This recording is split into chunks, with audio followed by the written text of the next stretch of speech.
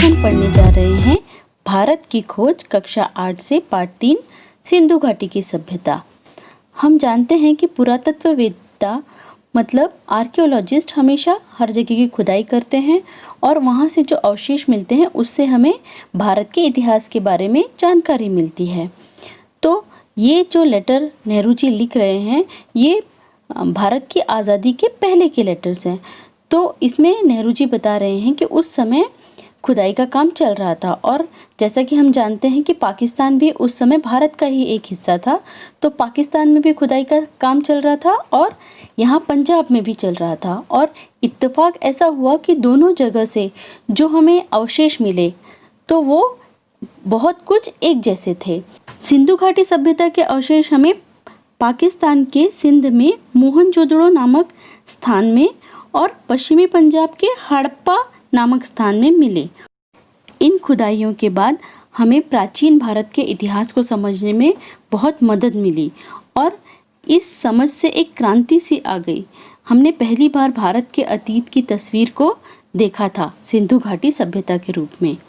मोहनजोदड़ो और हड़प्पा ये दोनों एक दूसरे से काफ़ी दूर पर स्थित थे, एक पाकिस्तान में तो एक पंजाब में।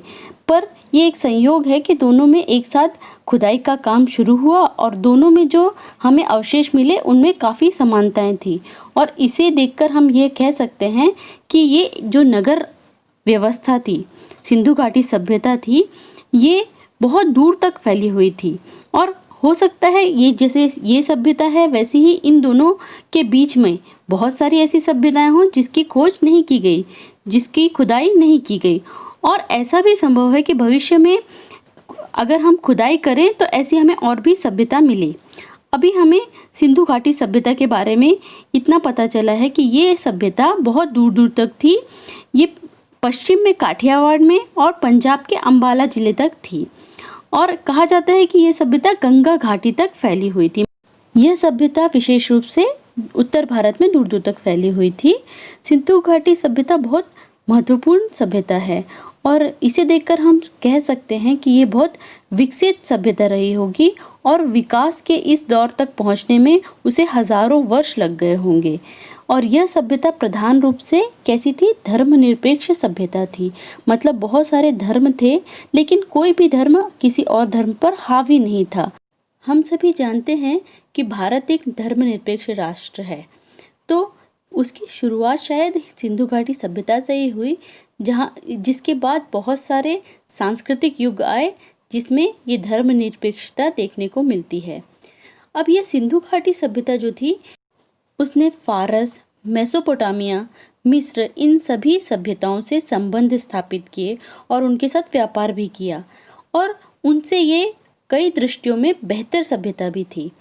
अब यह एक ऐसी नागरी सभ्यता थी जिसमें जो व्यापारी वर्ग होता था वह सबसे ज़्यादा धनी होता था और सबसे महत्वपूर्ण जो भूमिका थी, जो रोल था, वो इन्हीं व्यापारियों का होता था।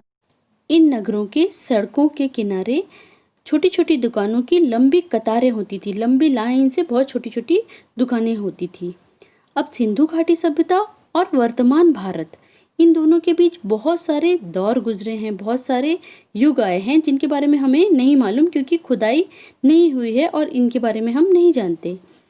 वैसे भी इस बीच में बहुत सारे परिवर्तन भी हुए होंगे लेकिन कुछ चीज़ें हैं जो बिल्कुल नहीं बदली और जो निरंतर चली आ रही हैं और ऐसी ही कुछ श्रृंखला होगी जिसके कारण आधुनिक भारत 6-7 हज़ार वर्ष पुराने इस युग से जुड़ा होगा। ये सिंधु घाटी सभ्यता के युग से जुड़ा होगा जब इसकी शुरुआत हुई थी। और यह देखकर भी बहुत आश्चर्य होता है कि पाकिस्तान के जो मोहनजोदड़ो है और पंजाब में हड़प्पा है, इसमें बहुत सारी चीज़ें हमें एक जैसी मिलती है। जो परंपरा है, रहन सहन है, जो रीति रिवाज हैं और कुछ काम हैं जैसे दस्तकारी का काम है या जो पोशाक है और जो उनका फैशन है, यह सब चीज़ें बहुत मिलती जुलती हैं।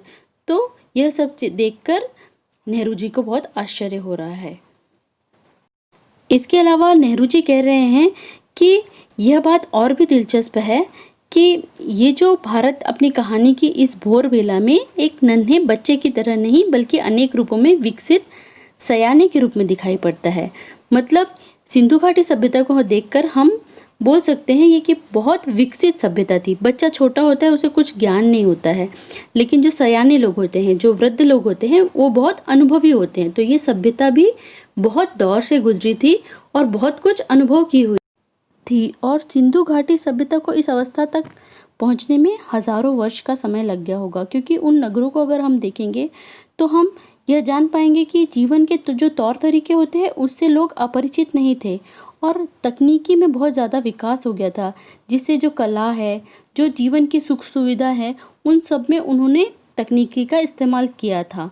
वे केवल सुंदर सुंदर वस्तुएं ही नहीं बनाते थे, इसके अलावा जो आधुनिक सभ्यता के लिए जो उपयोगी है चीज़ें हैं वो, और जो ठेठ चिन्ह हैं, जो टिपिकल सिंबल होते हैं वो, और स्नानागार, हमामों, यह एक फारसी शब्द है जिसका अर्थ होता है नहाने का घर, जिसमें गर्म पानी भी उपलब्ध होता है। तो ये सब विकसित कर लिया था सिंधु घाटी सभ्यता के लोगों ने। और नालियों के तंत्र, जो ड्रेनेज सिस्टम था, वो भी निर्माण कर लिया था इन लोगों ने। अब हमारा दूसरा टॉपिक है आर्यों का आना। सिंधु घाटी सभ्यता के जो ये लोग थे, ये कहाँ से आए इसका हमें कोई प्रमाण नहीं मिला है। यह भी हो सकता है कि इनकी जो संस्कृति है ये हमारे देश की ही संस्कृति थी, और इनकी जो जड़ें हैं और जो शाखाएं हैं हमें दक्षिण भारत में मिलती है। हमारे देश के कुछ विद्वान हैं जिन लोगों का कहना है कि दक्षिण भारत में जो द्रविड़ जातियां हैं उनकी संस्कृति और सिंधु घाटी सभ्यता के संस्कृति में बहुत सारी समानताएं हैं। और यदि हम ये सोचें कि ये लोग भारत में आए थे, तो भी हम यह घटना जो थी वो मोहनजोदड़ो के समय के बहुत पहले घटी थी, बहुत वर्ष पहले घटी थी। तो हम ये कह सकते हैं कि सिंधु घाटी सभ्यता भारत के ही थी। सिंधु घाटी सभ्यता का अंत कैसा हुआ इसकी जानकारी हमें नहीं मिलती है। ऐसा कहते हैं कि जो सिंधु नदी है वो अपने भयंकर बाढ़ों के लिए प्रसिद्ध है। तो हो सकता है कि इन बाढ़ों में जो नगर थे, वो गांव थे, वो बह कर चले गए, या ऐसे भी हो सकता है कि मौसम में परिवर्तन हुआ हो, धीरे धीरे ज़मीन सूखती गई हो और जो खेत थे वो रेगिस्तान बन गए हों। मोहनजोदड़ो के जब खंडहर हम देखते हैं तो हमें पता चलता है कि बालू की जो तह है वो तह पर तह जमती गई, तो जिससे शहर की जो ज़मीन थी उसकी सतह ऊंची उठने लगी। तो जो वहाँ पर नगर थे, तो वो नगर वासियों को क्या करना पड़ा, मजबूर होकर अपने पुरानी नींवों पर ऊंचाई पर मकान बनाने पड़े। नींव क्या होती है, जितनी बड़ी हमारी बिल्डिंग होती है उसके नीचे उतनी ही बड़ी हमें नींव बनानी पड़ती है, पिलर बनाने पड़ते हैं, तभी वो बिल्डिंग खड़ी रह सकती है।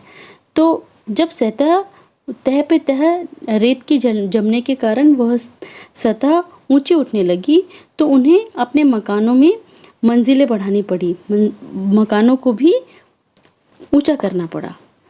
इस खुदाई में हमें जो मकान मिले हैं वो देखकर पता चलता है कि वो 2 या 3 मंजिल के मकान रहे होंगे, और यह इस बात का सबूत है कि सतह के ऊंचे उठने के कारण समय समय पर उनकी दीवारें भी, मतलब मकान की दीवारें भी ऊंची उठाई गई और मकानों को 2 मंजिला या 3 मंजिला किया गया। हम ये बात भी जानते हैं कि सिंध का सूबा मतलब प्रांत, तो वो पुराने समय में बहुत समृद्ध था, बहुत उपजाऊ था, लेकिन हम जब मध्य युग के बाद देखते हैं तो वो ज़्यादातर रेगिस्तान बन गया। तो यह भी इस बात का सबूत है।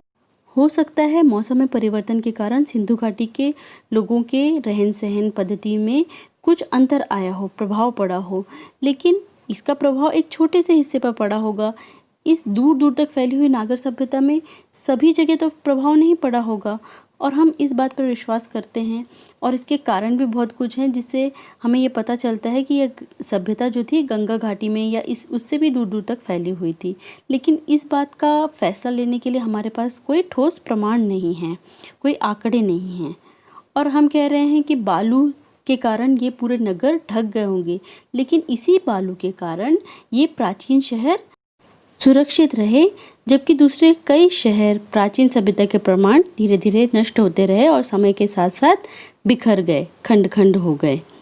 सिंधु घाटी सभ्यता और बाद के अगर हम जीवन के बारे में देखें तो निरंतर यह सभ्यता हमें दिखाई तो देती है, लेकिन बीच बीच में इस सभ्यता के टूटने का प्रमाण भी हमें मिलता है। और यह टूटना यह भी दर्शाता है कि बाद में जो सभ्यता आई थी वह सिंधु घाटी सभ्यता से भिन्न थी, और खुदाई से भी हमें यह पता चलता है कि इस सभ्यता के लोगों ने शुरू में खेती पर जोर दिया, और क्योंकि यहाँ पर थोड़ी बहुत नगरी और थोड़ी बहुत शहरी दोनों जीवन मौजूद था, खेती करने पर जो जोर दिया गया वो शायद उन नए लोगों ने दिया होगा जो भारत आए थे और जिन्हें आर्य कहा गया, और ये उत्तर पश्चिमी दिशा से एक के बाद एक कई बार भारत में आए। ऐसा माना जाता है कि आर्य का प्रवेश सिंधु घाटी युग के लगभग 1000 वर्ष बाद हुआ। लेकिन ऐसा भी हो सकता है कि 1000 जो वर्ष कहा जा रहा है इतना बड़ा समय ना हो, बीच में इन 1000 वर्षों के बीच में इस उत्तर पश्चिमी दिशा से बहुत सारे कबीले और जातियां समय समय पर आती रही होंगी और भारत में समाती रही होंगी। हमें सबसे बड़ा सांस्कृतिक समन्वय और मेलजोल जो बाहर से आर्य लोग आए वो और द्रविड़ जाति के लोगों के बीच में मिलता है, जो संभवतः सिंधु घाटी सभ्यता के प्रतिनिधि थे, और इसी समन्वय और मेलजोल से ही भारतीय जातियों की बुनियाद मतलब नींव रखी गई होगी।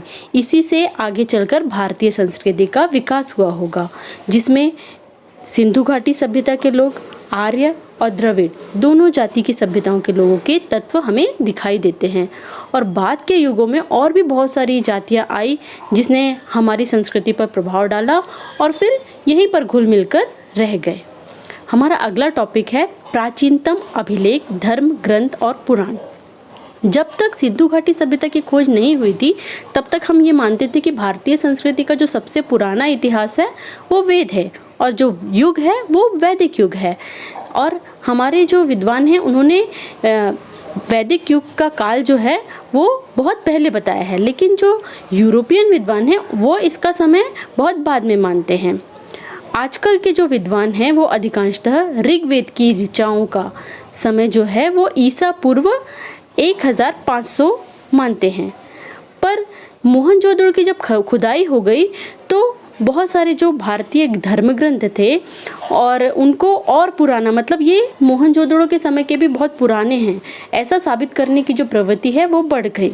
और ये जो हमारे पास ग्रंथ हैं, वेद है, तो ये मनुष्य के दिमाग की प्राचीनतम रचना है जो हमें अभी मिली है। मतलब सबसे प्राचीन रचना अगर कहा जाए तो वो वेद है जो किसी ने लिखा और हमें उपलब्ध है अभी। मैक्स मूलर ने ये कहा कि आर्य मानव के द्वारा कहा गया शब्द जो है वो वेद है। भारत की समृद्ध भूमि पर प्रवेश करने से पहले आर्य उसी कुल के विचारों को लेकर आए थे जिसे ईरान में अवेस्ता की रचना हुई थी।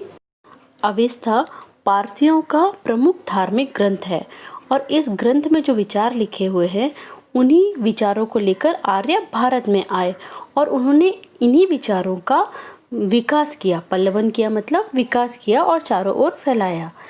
वेदों और अवेस्ता की भाषा में बहुत समानताएं हैं। ऐसा कहा गया है कि वेद भारत के अपने महाकाव्यों की संस्कृत की अपेक्षा अवेस्ता के अधिक निकट है। मतलब हमारी जो सबसे पुरानी भाषा है वो संस्कृत है और हमारे बहुत सारे महाकाव्य भी संस्कृत में ही लिखे हुए हैं, लेकिन वेद की जो भाषा है वो संस्कृत से ना मिलते हुए अवेस्ता से ज़्यादा समानता रखती है। तो कैसा लगा आप लोगों को ये वीडियो? मुझे उम्मीद है कि आप लोगों के सारे डाउट क्लियर हो गए होंगे। यदि अभी भी कुछ डाउट है तो आप कमेंट करके ज़रूर बताइए, और यदि वीडियो पसंद आया है तो लाइक, शेयर और सब्सक्राइब ज़रूर करिए। अगर आपने चैनल सब्सक्राइब कर लिया है तो बेल आइकन को प्रेस करना बिल्कुल मत भूलिए, जिससे आगे के वीडियो के नोटिफिकेशन आपको समय पर मिलते रहें। तो मिलते हैं अगले वीडियो में।